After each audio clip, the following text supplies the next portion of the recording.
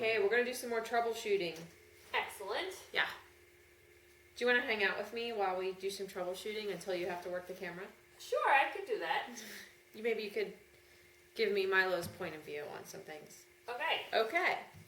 So we are going to concentrate on the fiber and wool aspect of needle felting and some problems, common problems that you may or may not be having. The first one I want to discuss is too loose or too tight with the wool, the density or the consistency of your sculpture. Use the analogy of a bagel, not a stale bagel, but... What you got against stale bagels? You like those? You could chew on those for a while. I want it to be well formed. This is my preference. Some people like to felt until it's rock hard. That's fine. Or there are times when you want things to be a little softer. That's fine too. But in general, I like things to be, hey, he's not for you. Fine. I like for things to be felted well enough that they're going to hold their shape over time, and they're going to hold up to some handling and repositioning, but soft enough that it's still nice to hold. You know, it doesn't, feels like, kind of like an animal, really. Like I don't want the animals that I make to feel too rigid, because it's not animal-like. So that's the consistency we're going for, and how to get there just kind of takes some practice. It's a combination of how you're building your shapes, what needle gauge you're using, what kind of wool you're using. So just go over a couple of helpful things, I think. Most of the things I make involve either wrapping an armature or at least building shapes through folding and wrapping wool. So having, just grab some roving here. Having some sense of density as you're building is important. So if I don't put any pull on this and I just wrap it super lightly, it's going to be really, really fluffy. And I don't want to spend a ton of time trying to needle that down. Plus, it doesn't give me a good idea visually of where I want to be. So I like from the start to put a little pull on things as I wrap them, and to create not only the size but the density that I want. That's why I like wrapping so much, because it just right away can give you what you're looking for. And then the other thing that can help is your needle gauge. If you're using too fine of a needle, you've done all this work to build the shape and your needle isn't really reinforcing what you just did. It's just kind of too nimbly-wimbly. So a 40 is a finer needle. It's the finest that I carry. There are more fine gauges than that, but so I would reserve that for finish work. When I'm building something, I would use either, I like to have 3 38s in my pink tool, or I like to have one 36 that I really use just to get something stuck where I want it, because it's a real workhorse. So the needle gauge is important. And then you can't continue to sculpt and build shapes if each layer is not the correct density. If it's too soft, the next shape won't felt into it because there's no structure for it to felt into. And if it's too firm, the next shape may not felt into it because it's already so felted. There's no more that the fibers can do to intertwine. Is this fascinating? Yes. Those needles are making me a little nervous. They're too little close. So you can also get things too tight. Not so much when you're wrapping a skinny leg. I don't really think you can get too tight there, but in your overall piece, if it's so firmly felted in the joints, you're going to have what I call wool lock, and it won't be posable. You won't be able to move it. So usually too tight comes from overstabbing. So it's just so soothing to sit there and stab, and sometimes people don't want to stop, and before you know it, the wool is locked up, and you can't, your poor little critters in a straitjacket. So be aware of that. I really, as I've learned more and more, I actually needle less and less because I'm just realizing that it's not always very necessary. Okay, what else do we have? Needle gauge, we went over that a little bit. And I think I'm going to need you to zoom in so I can demonstrate. I have a joke though. Okay. Where does a sheep go to get its hair cut? I think I could guess this one. I'm not going to embarrass myself. Where? At the Baba shop. That's a good one. Okay, I'm going to go through a couple more problems that I hear a lot about. One is making two of something the same. So to help you do that better, or with more success, I like to, when I'm going to make two of something, if I'm going to make 2 ears and I need about a square 1.5 inches of wool, I like to shoot for my 3-inch piece and then split that as evenly in half as I can. That way I know that I'm as close as possible to having the same amount of wool in each piece, rather than trying to pull the same 1.5 inch piece each individually. And then another thing that can help with that is making them at the same time, or building them at the same time. If you were layering color on these, I'm not going to get complex with it, but I would layer the colors at the same time, build them both so that they're getting created together and equally. And then the same as with shaping them, if I needed to make 2 circles, I would, do them each, draw my circles at the same time, so I can have an eye on both and make sure they're getting made evenly. We have a new tool, the Renzulli tool, which helps a lot in consistency because you can build a lot of shapes on it, and as long as you get the amount of wool that you're using very close, then it's going to help you build your shapes closely. So for example, if these were fox ears and I folded around the tool, my triangle, and slide the tool out, and then I can felt that little triangle, and now I know, since I had this template to use when I do my other one, that it's going to be the same size.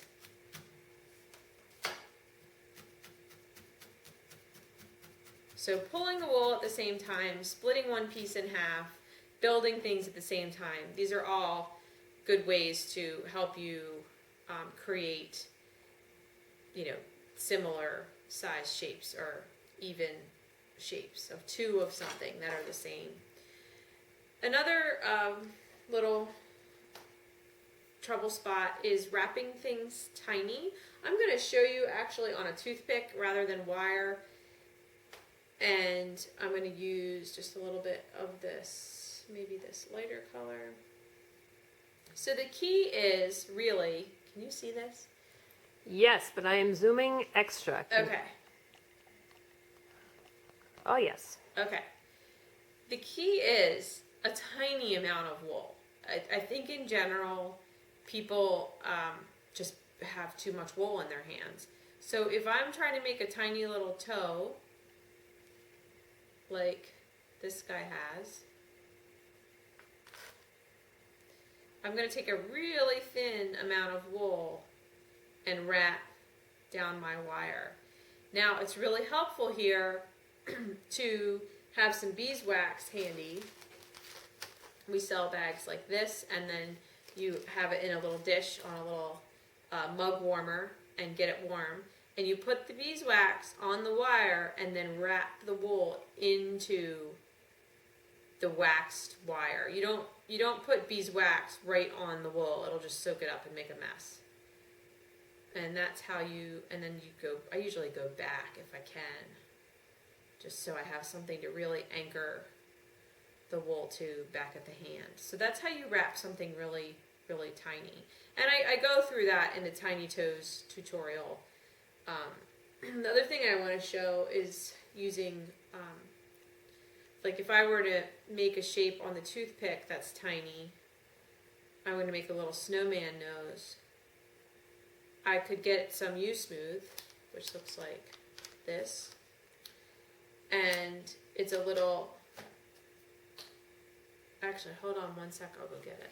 So if I want to make a little snowman nose, I could put some U-Smooth on my fingers, which gives my fingers some grab, and then I can wrap my toothpick into the carrot shape.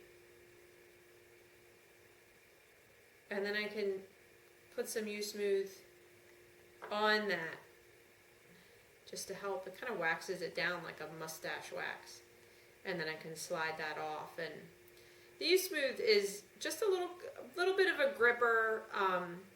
You can use it on the go, like when you're not, you can't heat up your beeswax. So it does help control the wool and helps with those small shapes. Okay, making two of something, I did that. Tiny toes, blending colors. Blending colors works best when you let fringy ends overlap. So if I set everything up this way, linear,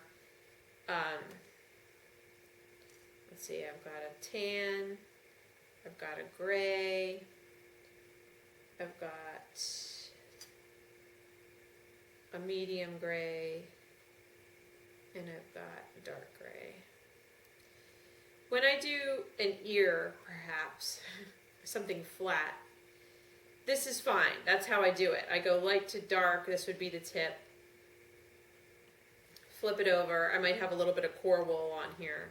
And then I'm needle felting a flat shape using, my pen tool and my punch tool. And once you needle felt all the way through that, it does give it a very nicely blended look. But if you're working on a pelt or a leg, you don't want that stripy effect that this has. You want more of a blended effect. So other than something flat like an ear, where it will really blend the colors, you want to layer things with the fringy ends overlapping. So I would do my light,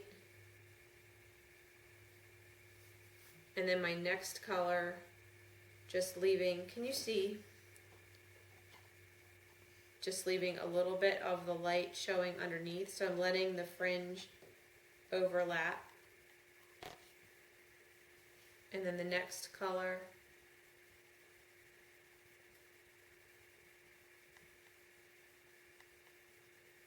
And then the next color. And it really can take something, from black to white even, seamlessly, if you let the wool do the work. Let the fringy edges of the wool become the transition. So, for example, one second. Okay, so for example, on the wolf's leg, to go from off-white or white up to the gray, each layer, I would take the next color and let the fringe travel down. And then put, the colors are all blended up now. Put the next color on top of that. He's big enough to do this on the legs, but if you were building a pelt, you could do it this way, and then the next color, and so on until it's all blended all the way up. Okay, one more thing I want to cover is that people, I'm sure, thinking to my classes, and what do I get asked a lot, wrapping the end of an armature or a foot or a nose or whatever it is, how to keep the wool on and still cover the tip is the trick. So if you think of the wool coming down your armature at an angle, when you get to the end, then you want to angle back and go the other way. Even if you're not wrapping all the way back up, even if you only have a little bit, you want that angle. So it's kind of like when you've hurt your finger tip and you're going to put a Band-Aid on it. To hold the Band-Aid on, you have to, this is my Band-Aid. You have to crisscross it on the other side to get that fingertip. Like that. It's got a little X to it. It's not just straight around. It's got an angle to it. And actually, when something's angled like that, the tighter you pull it, the more it tightens down on the tip. If I just take it around in a circle, straight, perpendicular to my finger, and then I pull it, it's going to pull off. So that angle is what is really important in wrapping the ends. I'm just going to show with the skewer and a little bit of wool. So as I wrap down, since I'm overlapping and I'm moving down, there's an angle. Should I use a lighter wool? Or can you see this okay? Against your shirt? Yeah. Lighter. I'll use a lighter.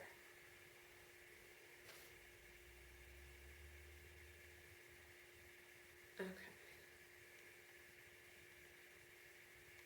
Wrapping down, wrapping down, wrapping down.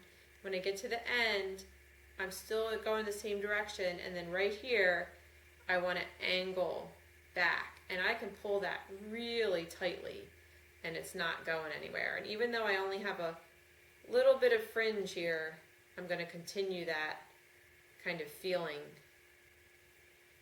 of that angle, and then that really gets your foot or the end of your armature's nose or foot or whatever it is you're working on.